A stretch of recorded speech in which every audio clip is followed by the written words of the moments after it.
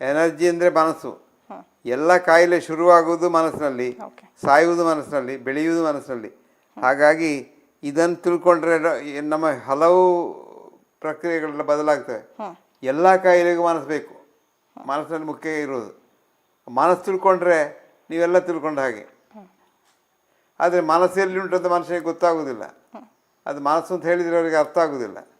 ಇದನ್ನು ತಿಳ್ಕೊಂಡು ಅದನ್ನು ಕೆಲಸ ಮಾಡಬೇಕು. ಹಾಗೇನೆ ಈಗ ಅವ್ರಿಗೆ ಎಷ್ಟೊಂದು ಸಮಸ್ಯೆಗಳಿರುತ್ತೆ, ಹೇಳ್ಕೊಳಕ್ಕಾಗೋದಿಲ್ಲ. ಫೈನಾನ್ಷಿಯಲ್ ಸಮಸ್ಯೆ ಆಗಿರ್ಬೋದು, ಫ್ಯಾಮಿಲಿ ಪ್ರಾಬ್ಲಮ್ ಆಗಿರ್ಬೋದು, ರಿಲೇಶನ್ಶಿಪ್ ಸಮಸ್ಯೆ ಆಗಿರ್ಬೋದು. ಅದರಿಂದ ಈ ತರ ಸಮಸ್ಯೆ ಆಗ್ತಿರುತ್ತೆ ಅವ್ರಿಗೆ. ಏನೇನೋ ಸಮಸ್ಯೆ ಆಗ್ತದೆ. ನಾನೊಂದು ಪೇಷಂಟ್ ನೋಡಿದೆ ಮೊನ್ನೆ ಇತ್ಲಾಗೆ ಅಲ್ಲ, ಒಂದು ವರ್ಷ ಆಯ್ತು. ಹುಡುಗಿ, ಕಾಲೇಜ್ ಹೋಗೋ ಹುಡುಗಿ, ಬ್ರೈಟ್ ಹುಡುಗಿ, BSc ಹುಡುಗಿ.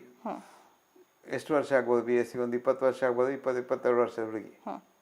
ಇವಳಿಗೆ ಆವಾಗ ವಾಂತಿ ಶುರುವಾಗೋದು. ವಾಂತಿ ಅಂದರೆ ಒಂದು ಬಂದರೆ ವಾಂತಿ ಆಗಿ ಆಗಿ ಆಗಿ ಕಡೆಗೆ ಆಸ್ಪತ್ರೆಗೆ ಅಡ್ಮಿಟ್ ಮಾಡಿ ಡ್ರಿಪ್ ಎಲ್ಲ ಕೊಟ್ಟು ಸರಿ ಮಾಡೋದು. ಪ್ರತಿ ಸಲ ವಾಂತಿ ಆಗೋದು, ಇವಳನ್ನು ಆಸ್ಪತ್ರೆಗೆ ಸೇರಿಸೋದು. ಡಾಕ್ಟರ್ಗಳ ಅಭಿಪ್ರಾಯ ಏನು? ವಾಂತಿ ಓಕೆ, ಹೊರಗೆ ಹೋಗಿದೆ ನೀರು, ಡ್ರಿಪ್ ಕೊಡ್ತೇನೆ, ಅವಳಿಗೆ ಒಂದು ಇಂಜೆಕ್ಷನ್ ಕೊಡ್ತೇನೆ ವಾಂತಿಗೆ, ಮತ್ತೆ ಕಳಿಸ್ತೇನೆ ಅಂತ.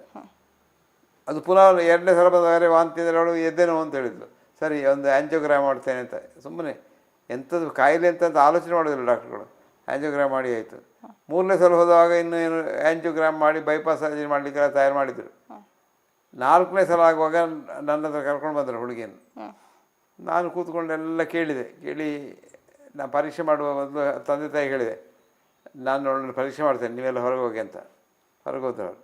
ಮತ್ತೆ ಅವಳ ಹತ್ರ ಕೇಳಿದೆ, ಅಮ್ಮ ಏನು ಹೇಳು, ನಿನಗೆ ಎಂಥದ್ದು ಮನಸ್ಸಿನಲ್ಲಿ ದುಃಖ ಉಂಟು, ಅದು ಎಂಥ ದುಃಖ ಅಂತ ನನಗೆ ಹೇಳು, ತಂದೆ ತಾಯಿಗೆ ಹೇಳಲಿಕ್ಕೆ ಆಗೋದಿಲ್ಲ.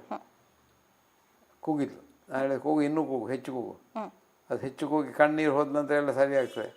ಒಂದು ಅರ್ಧ ಗಂಟೆ ಕೂಗಿದ್ದಂತ ಹೇಳಿದರು. ಹೌದು, ನನಗೊಬ್ಬ ಬಾಯ್ ಫ್ರೆಂಡ್ ಇದ್ದಾನೆ, ಅವನು ಬೇರೆ ಜಾತಿ, ನಾವು ಬೇರೆ ಜಾತಿ, ಆದರೆ ನಾನು ಅವನನ್ನೇ ಮದುವೆ ಆಗಬೇಕು, ನನ್ನ ತಂದೆ ತಾಯಿ ಅವನನ್ನು ಮದುವೆ ಆಗಲಿ ಬಿಡುವುದಿಲ್ಲ ಅಂತ ಹೇಳ್ತಾರೆ. ಅದು ಆಲೋಚನೆ ಬಂದ ಕೂಡಲೇ ಇದು ಶುರುವಾಗ್ತದೆ. ಸೊ ಅದನ್ನೆಲ್ಲ ನಾನು ಹೇಳಿದೆ, ಆಯ್ತು ಸರ್, ನಾನು ಸರಿ ಮಾಡ್ತೇನೆ, ನೀನು ಹೋಗಿ, ಹೊರಗೆ ಹೋಗು. ತಂದೆ ತಾಯಿ ಕರೆದು ಹೇಳಿದೆ ನಾನು, ನಿಮಗೆ ನಿಮ್ಮ ಮಗಳು ಬೇಕಾ ಅಲ್ಲ